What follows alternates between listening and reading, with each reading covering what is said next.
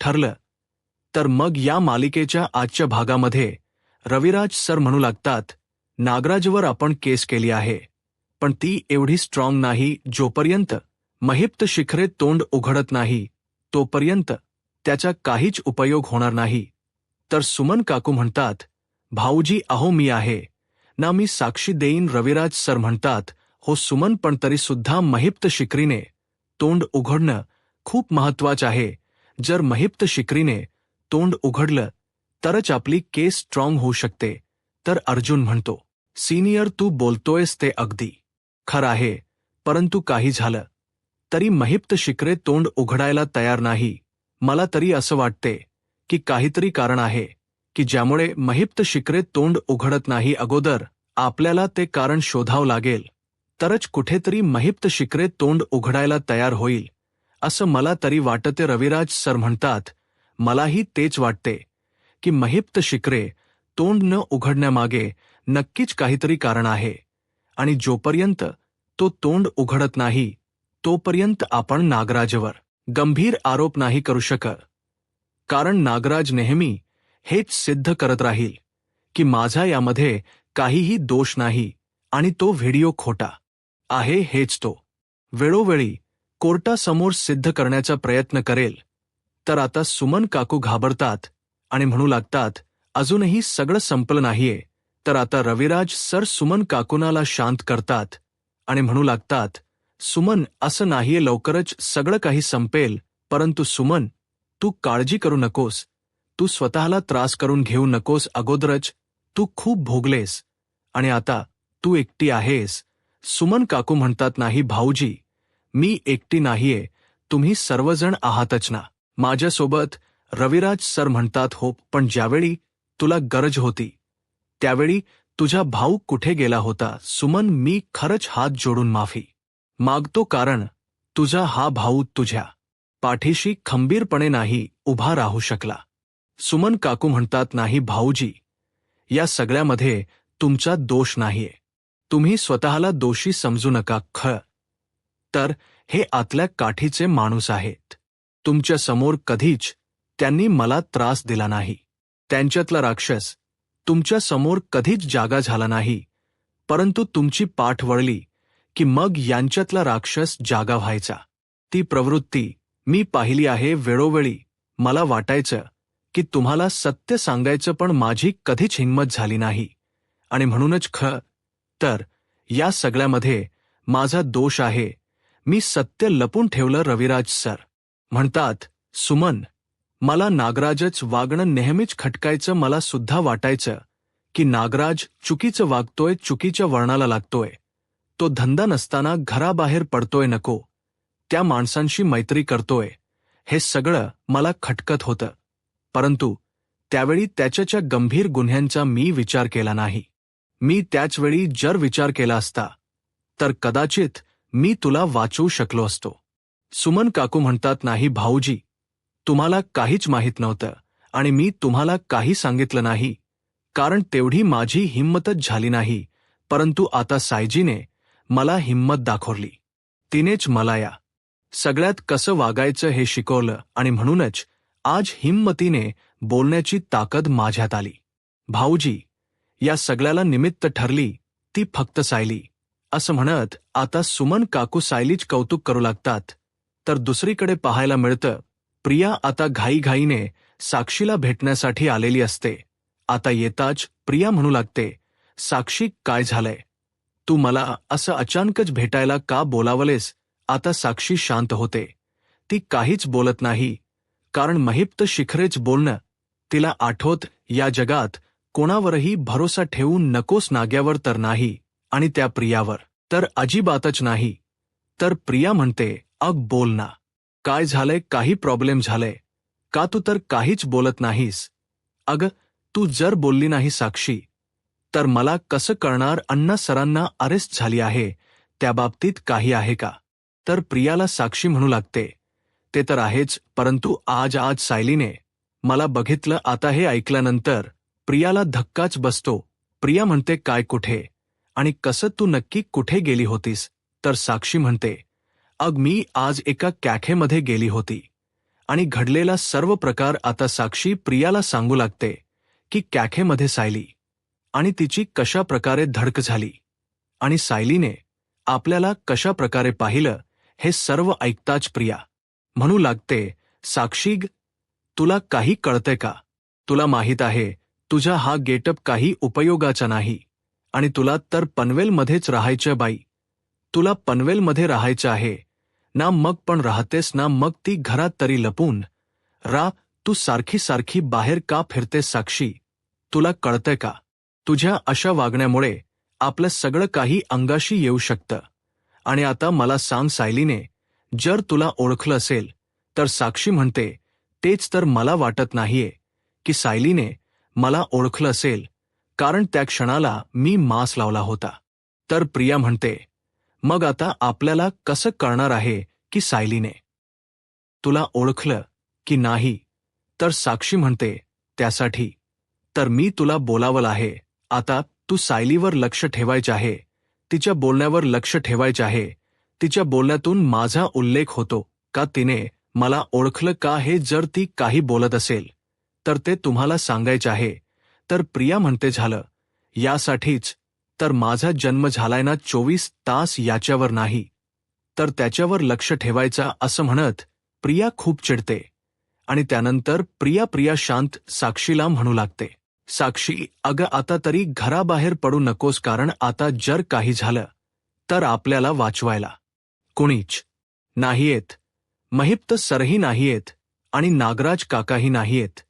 त्यामुळे आपल्याला या सगळ्यातून बाहेर पडणं खरंच खूप कठीण होईल. साक्षी, तुला कळतंय का? साक्षी म्हणते, हो, तू अगदी बरोबर बोलतेस. आता प्रिया तिच्या मनात नक्की काय चालू आहे हे जाणून घेण्यासाठी ती आता साक्षीला प्रश्न करत म्हणते, साक्षी, मला सांग, अण्णासरांना यांना जेल झाली आहे, त्यानंतर त्यांना भेटायला तू कधी गेलीच नाहीस का?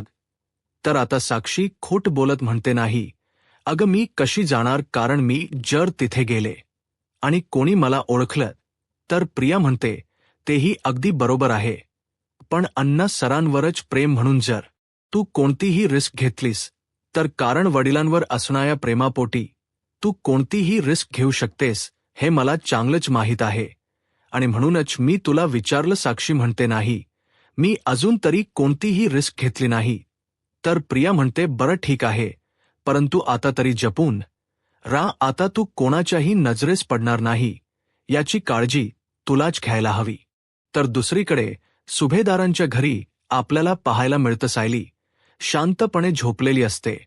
अर्जुन उठतो आणि पाहतो तर सायली अजूनही झोपलेली असते.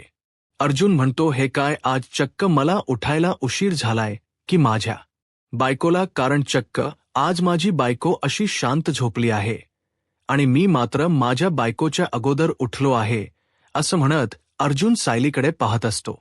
सायली शांत झोपलेली असते आणि तिचं ते सौंदर्य पाहून अर्जुन मात्र तिच्यामध्ये हरवून गेलेला असतो. अर्जुन म्हणतो, खरंच किती गोड दिसते माझी बायको. आणि त्याचवेळी सायलीला जाग येते. सायली म्हणते, हे काय, तुम्ही आज पहाटेच उठला आहात? अर्जुन म्हणतो, नाही, मी तर माझ्या वेळेतच उठलो आहे. तर सायली म्हणते, म्हणजे मला उठायला उशीर झाला? सायली पाहते तर खूप उजाडलेलं असतं, खूप उशीर झालेला असतो.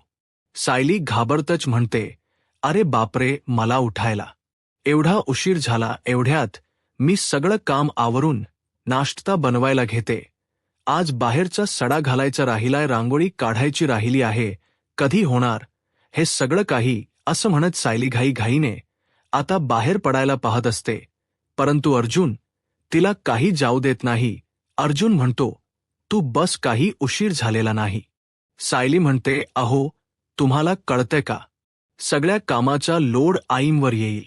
अर्जुन म्हणतो, नाही, असं काहीही होणार नाही. विमलताई आहेत ना मदतीला, मग तू काळजी करू नकोस, मी तुझा हात काही सोडणार नाही. मी जर तुझा हात असाच जर खट्ट पकडून राहिलो तर मग तू काय करणार आहेस? तर सायली म्हणते, मी चिडेना. तर अर्जुन म्हणतो, मग काहीच हरकत नाही, कारण चिडल्यानंतरच माझी बायको अजून सुंदर दिसते. अर्जुन काही सायलीचा हात सोडायला तयार नसतो. सायली म्हणते, मी चिडले आहे. अर्जुन म्हणतो हो चालेल मला आता. सायली अर्जुनच्या हातावर एक फटका मारते आणि तिथून उठून जात असते. परंतु अर्जुन आवाज देत म्हणतो बायको असं म्हणत तो सायलीच्या मागे येऊन उभा राहतो आणि म्हणतो रागवण्याचा पहिला रोल चेहऱ्यावरच हसू असं दाखवायचं नसतं. आता मात्र सायली वाजतच तिथून निघून जाते. आता अर्जुन मात्र सायलीमध्ये पूर्णपणे हरवून गेलेला असतो. तर दुसरीकडे सायली आपली काम आवडते आणि धावत पळत किचनमध्ये येते आणि म्हणू लागते सॉरी आई, मला उठायला खरंच उशीर झाला. मी पटापट नाश्ता बनवायला घेते आणि त्यानंतर यांचा डबा बनवते. कल्पना ताई म्हणतात अगं तुला एवढा उशीर झाला नाहीये, तू सावकाश कर. तर विमल ताई म्हणतात सायली ताई आज नाश्त्यामध्ये आपण थालीपीठ बनवायचे आहेत ना. तर सायली म्हणते हो. आता त्याचवेळी प्रिया तिथे आलेली असते. प्रिया इकडे तिकडे फेया मारते आणि त्यानंतर किचनमध्ये येत म्हणते आई मी काम करू का? आजचा नाश्ता मी बनवू का? सांगा ना काय बनवू? पोहे, उपमा, शिरा? त्यापेक्षा एक काम करते, अगोदर कॉफी बनवते आणि त्यानंतर बाकीचा बनवायला घेते. आता मात्र सायली कल्पनाताई यांना खूप टेन्शन आलेलं असतं. कल्पनाताई सायलीला शांत करतात आणि म्हणू लागतात सायली अगं तू उठलीयस उशिरा. अरे त्यामुळे बाहेर रांगोळी काढायची राहिली होती ना. तर सायली म्हणते हो ना आई, माझी रांगोळी काढायची राहूनच गेली आणि आता तरी मला शक्य होईल असं नाही वाटत. कल्पना ताई म्हणतात काही हरकत नाही, रांगोळीच काढायची आहे ना. मग आपलीत नवी काढेल हो की नाहीत नवी. आता मात्र प्रिया होकार देते आणि त्याचवेळी विमल ताई म्हणतात वहिनी मला माफ करा, आज घाईघाईत कारंजा जवळचा पालापाचोळा उचलायचाच राहिलाय. खूप पालापाचोळा झालाय, काय करायचं आता? तर कल्पना ताई म्हणतात विमल अगं एवढा विचार नको करूस, तन्वी आहे ना ती करेल पालापाचोळा. बाजूला हो की नाही? तन्वी बाळा तू एक काम कर, तू बाहेरचं काम बघ. म्हणजे आता जा झाडू मार, तू पालापाचोळा उचलून टाक, थोडा मस्त असा बाहेर सडा घाल आणि त्यानंतर रांगोळी काढ. करशील ना हे सगळं काही? तोपर्यंत सायली नाश्ता बनवेलच असं म्हणत आता कल्पनाई प्रियाला पाठवून देण्याचा प्रयत्न करतात. तर सायली म्हणू लागते हो अगदी खरं आहे, नाहीतर मग सर्वजण उपाशीच राहतील. तर प्रिया म्हणते काय म्हणालात? तर सैनी म्हणते काही नाही. कल्पना ताई म्हणतात तन्वी अगं रांगोळीचा डबा देवाजवळच आहे, तो घेऊन जाशील ना? म्हणजे जाता जाताच घेऊन जा. आता कल्पनाताई प्रियाला तिथून बाहेर काढतात. आता प्रिया रांगोळीचा डबा घेते आणि कल्पनाताईंना म्हणते येते हाई आज ठिपक्यांची रांगोळी काढते. कल्पनाताई म्हणतात काढा असं म्हणत आता प्रिया बाहेर निघून जातातच. तिघेही हसू लागतात. तर त्याचवेळी अर्जुन येतो आणि म्हणू लागतो बरं झालं आज तुम्ही सगळ्यांनी मला वाचवलं. मी ज्यावेळी ऐकलं की तन्वी नाश्ता करणार आहे त्यावेळी मात्र मी रूममध्ये निघून गेलो. पण जसं मला कळालं की माझी बायकोच आज नाश्ता बनवणार त्यावेळी मात्र मी धावत पळत खाली आलो. असं म्हणत आता अर्जुनची सुद्धा त्या प्रियाच्या हातच्या नाश्त्यामधून सुटका झालेली असते. तर दुसरीकडे पाहायला मिळतं प्रिया तर रांगोळी काढण्यासाठी बाहेर येते, परंतु रांगोळी कशी काढायची हेच प्रियाला माहीत नसतं.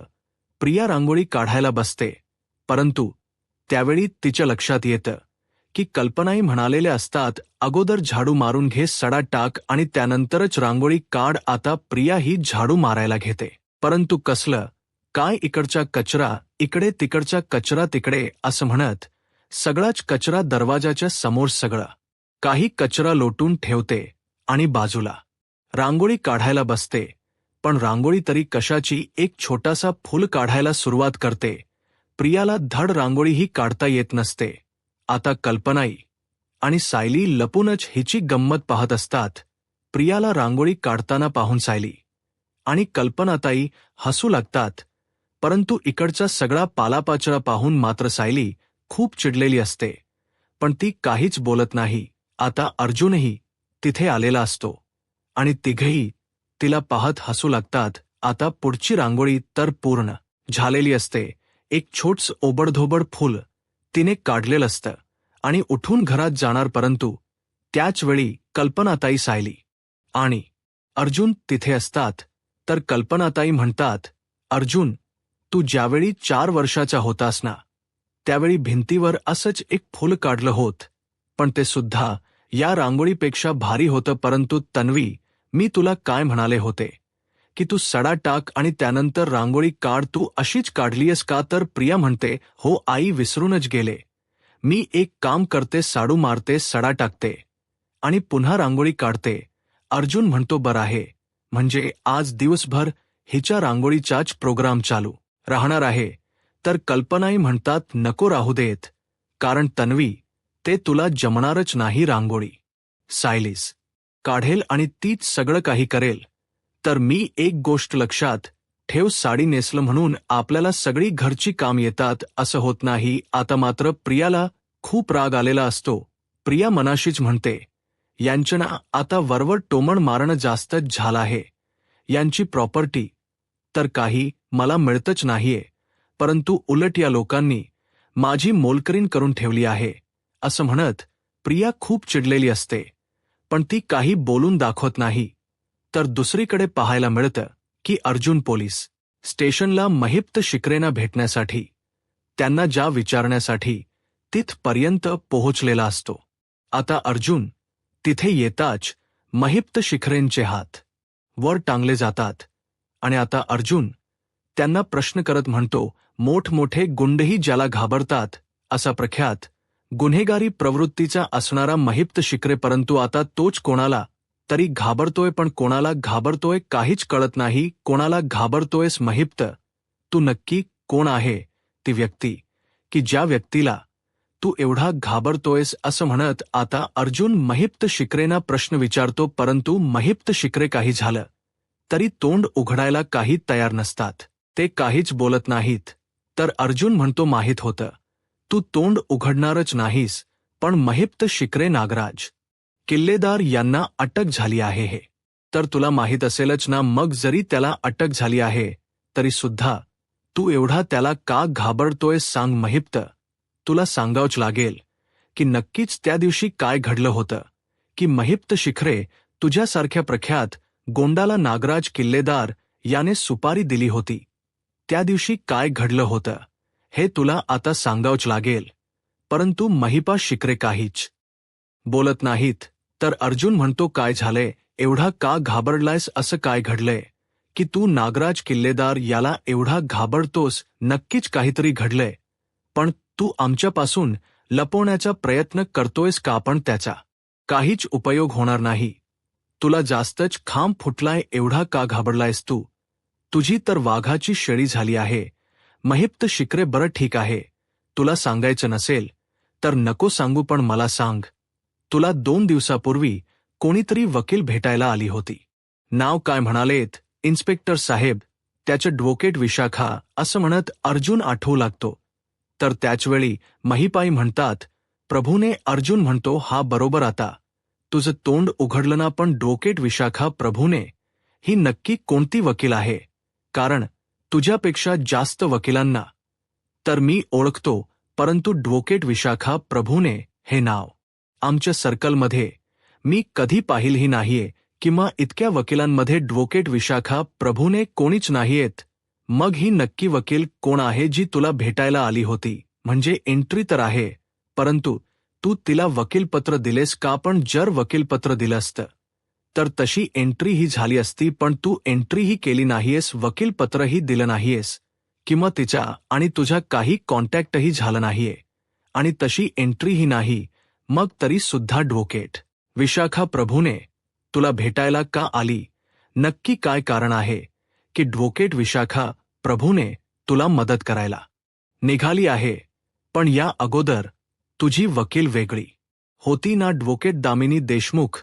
मग आता ती बदलली आहे का? दुसरी ॲडव्होकेट विशाखा प्रभूने त्या ठिकाणी आली, पण तिचा फोन नंबर, तिच्या घरचा ॲड्रेस माहीत असेल ना तुला. जर तुला तिला वकीलपत्र द्यायचं असेल तर तुला ही लीगली प्रोसेस पूर्ण करावीच लागेल. सांग महिप्त, तिचा ॲड्रेस, फोन नंबर. ती भेटायला आली म्हणजे तुला फोन नंबर माहीत असेल, बोल. परंतु महिप्तशिखरे काहीच बोलत नाहीत. आता महिप्तशिखच्या शांत राहण्यातच नक्कीच काहीतरी दडलेल आहे हे अर्जुनच्या लक्षात येतं. तर दुसरीकडे सुभेदारांच्या घरी आपल्याला पाहायला मिळतं तिच्या रूममध्ये असते ती खूप चिडलेली असते. प्रिया म्हणू लागते, जे काही करायला जाते ते उलटच होते. यांना इम्प्रेस करायला जाते, पण ही काही लोक इम्प्रेस होत नाहीयेत आणि साडी नेसून अश्विनला इम्प्रेस करण्याचा प्रयत्न करते. तर त्याला सुद्धा काही फरक पडत नाहीये. काय करू, कोणी इम्प्रेस होतच नाहीये. म्हणजे माझे सगळे प्लॅन उलट का होतायत. तिकडे नागोबा, तो तर जेलमध्ये, माझ्याविषयी काही बोलणार नार तर नाही ना. असं व्हायला नको. जर त्याने माझं नाव घेतलं, त्याने माझं सत्य सर्वांना सांगितलं, तर सर्व संपलं. नाही काहीही झालं तरी मी माझं सत्य बाहेर येऊ देणार नाही. मला नागोबाला भेटावंच लागेल, पण घरातील कोणीच त्याला भेटायला जात नाहीयेत. मग मला तरी कोण भेटायला देईल. प्रिया विचार करू लागते. आणि त्याचवेळी अश्विन घरी आलेला असतो. अश्विन प्रियाशी काहीच बोलत नाही, परंतु अश्विनला जिंकण्यासाठी प्रिया नाटक करत म्हणते, अश्विन तू आलास. अरे केव्हापासून मी तुझीच वाट बघत होते. आता मी तुलाच कॉल करणार होते. खूप दमलायस का रे. आज खूप पेशंट होते का रे. आता अश्विन प्रियाला उलट मोरलत म्हणतो, आज मी दुसऱ्याच कोणाच्या तरी घरात आलो नाही ना, कारण माझ्या बायकोला माझ्यासाठी किंवा नव्याची विचारपूस करण्यासाठी, त्याची काळजी घेण्यासाठी वेळच नसतो. कारण माझी बायको पाहावं त्यावेळी कारस्थान करण्यामध्येच बिझी असते. प्रिया म्हणते, अश्विन माझी एकदाच चूक झाली आणि त्याची शिक्षा तू अजूनपर्यंत मला देतच आहेस का. अरे मी म्हणाले ना की मी खरंच चुकले. मी वेड्यासारखी वागली, परंतु आता यापुढे मी असं काहीही करणार नाही. मी वेड्यासारखं काहीही करणार नाही अश्विन, आणि प्लीज माझ्यावर विश्वास ठेव. अश्विन मला या सगळ्यात तुला जिंकायचं आहे. तू माझ्यासोबत असताना मला कशाचीच भीती नाही अश्विन, आणि मला तुझ्या साथीची गरज आहे. मी खरंतर बिथरते, परंतु त्यावेळी जर तुझा हात माझ्यासोबत असेल तर माझ्यातून असं काही घडणारच नाही. अश्विन म्हणतो, जर ज्याला शहाण्यासारखं वागायचं असेल ना, तर त्याला कोणाच्याही साथीची गरज नाही. तो स्वतःही करू शकतो. परंतु तन्वी, हा तुझा जो देखावा आहे ना, त्याला मी भुलणार नाही. तर प्रिया आता अश्विनशी जवळीक साधण्याचा प्रयत्न करते आणि म्हणते, अश्विन अरे तू माझा आहेस ना, मग प्लीज मला समजून घे. तुझं माझ्यावर प्रेम आहे ना. परंतु अश्विन तिचे हात बाजूला करतो आणि म्हणतो, मी आलोच. असं म्हणत अश्विन तिथून निघून जातो. प्रिया मनाशीच म्हणते, सुभेदारांच्या घरातल्या एक जण चिवट आहेतच, आणि हा तर त्यापेक्षा, कारण याच्याही अंगात सुभेदारांचाच रक्त आहे. त्यामुळे मी याला कितीही म्हणवण्याचा प्रयत्न केला तरी सुद्धा हे सुभेदारांचे रक्त काही मान्य करायला आणि बोलायला तयारच होणार नाही. प्रिया खूप चिडलेली असते. तर दुसरीकडे पाहायला मिळतं, सर्वजण जेवणासाठी बसतात. तर त्यावेळी आता सायली सर्वांसाठी गरमागरम पोळ्या देत असते. तर विमलताई ती मात्यांना म्हणतात, वहिनी अहो, आज तर ती रांगोळी पाहायला तुम्ही तिथे हवा होता. म्हणजे असं वाटत होतं की कुणातरी मुलाच्या हातून चुकून रंग सांडले आहेत. असं म्हणत सर्वजण प्रियाच्या त्या रांगोळीवर हसत असतात. तर अस्मिता म्हणू लागते, बरं झालं पूर्णा आजी नव्हत्या. जर पूर्णा आजी असती तर तिने डोक्यावरच हात मारून घेतला असता. सायली म्हणते, हो ना. आता सायली सर्वांना गरमागरम पोळ्या देत असते आणि प्रतिमा आत्यांना म्हणू लागते, तुम्ही जेवायला सुरुवात करा, मी तुमच्यासाठी गरमागरम पोळ्या घेऊन येते. असं म्हणून सायली किचनमध्ये जाते. आता सर्वजण गप्पा गोष्टी करत जेवण करत असतात. सायलीही त्यांच्याशी गप्पा करत असते आणि या गप्पांच्या नादातच नकळतच सायलीचा हात पोळला जातो. तिच्या हाताला चटका लागतो. सर्वजण घाबरतात. सर्वजण सायलीची काळजी करत सायलीला विचारतात, अगं काय झाले. परंतु प्रतिमा हत्या यांचा जीव कासावीस होतो आणि धावत पडत तर सायलीला पाहायला जातात. सायली म्हणते, काही नाही, जरा हाताला चटका लागलाय. प्रतिमा म्हणतात, जरा लागलंय. अगं बोट लाल व्हायला लागली आहेत, चल असं म्हणत त्या गॅस बंद करतात आणि सायलीला खुर्चीवर आणून बसवतात. सायलीला म्हणतात, सायली अग जास्त दुखते का बाळा, नको काळजी करूस असं म्हणत त्या मायेची फंकर सायलीच्या हातावर घालतच विमल ताईंना म्हणू लागतात, विमलचा थंड पाणी घेऊन ये असं म्हणत त्या सायलीची काळजी घेऊ लागतात. आणि नकळतच त्या म्हणतात, अगं किचनमध्ये काम करत असताना लक्ष ठेवायचं नवी. आता मात्र सर्वजण प्रतिमा आत्यांकडे पाहू लागतात. सायली ही प्रतिमा आत्यांकडे पाहत असते. प्रतिमा आत्या शांत होतात. तर कल्पनात ताई आता विमल ताईंना ट्यूब आणायला सांगतात आणि त्यानंतर प्रतिमा आत्यांना म्हणतात, प्रतिमा अग सायली सुद्धा तुझ्यासाठी तन्वी सारखीच आहे. आता प्रतिमा आत्या सायलीकडे पाहतात. तिच्या हातात घेत त्यांच्या मायेच्या पदराने सायलीच्या हातावर मायेची फुंकर घालत असतात. त्यांच्या मायेचा स्पर्श आपली आई आपल्या सोबत आहे याची जाणीव सायलीला करून देते.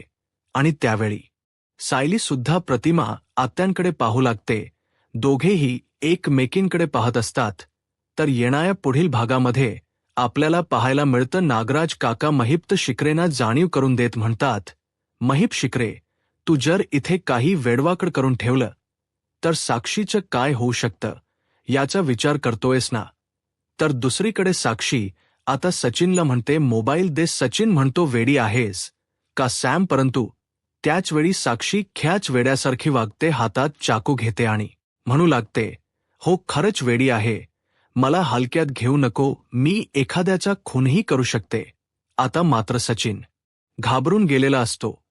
तर दुसरीकडे सुभेदारांच्या घरी आपल्याला पाहायला मिळतं कल्पनाताई प्रतिमा आत्यांना म्हणते की लवकरच सायली आणि अर्जुनच्या लग्नाचा वाढदिवस येत आहे आणि हा वाढदिवस आपण दणक्यात साजरा करायचा आहे. तर अस्मिता म्हणू लागते, हो सेलिब्रेशन तर व्हायलाच पाहिजे. त्यावेळी सायली अर्जुन येतात आणि अर्जुन विचारतो, कोणत्या सेलिब्रेशन बद्दल बोलताय. तर आता अस्मिता म्हणू लागते, नाही काही नाही. तर सायली म्हणते, मला माहीत आहे, आमच्या लग्नाच्या वाढदिवसाबद्दलच बोलताय ना. तर अस्मिता म्हणू लागते, सायली आणि अर्जुनच्या 3 वर्षापूर्वी लग्नाचा वाढदिवस आणि आता 1 वर्षापूर्वीच लग्न, या दोन्ही अॅनिव्हर्सरी अगदी दणक्यातच व्हायला पाहिजेत असं म्हणत सर्वजण आता लग्नाच्या वाढदिवसाची प्लॅनिंग करत असतात. यूट्यूब चॅनलला सबस्क्राईब करा आणि व्हिडिओ लाईक करा. धन्यवाद.